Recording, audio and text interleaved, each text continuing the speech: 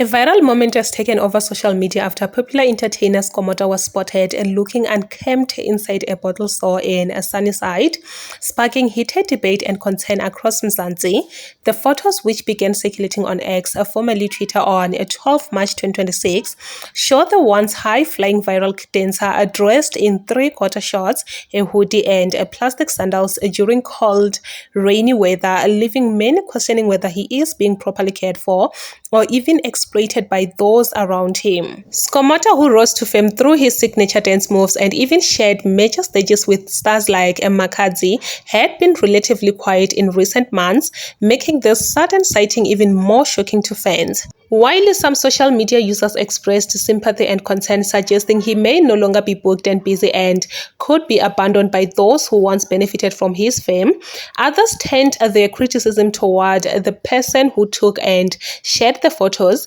arguing that posting such images for content is also a form of exploitation. The situation has since divided opinion online, with many calling for dignity, respect, and proper protection for Skomota, while others continue to question what may really be happening behind the scenes.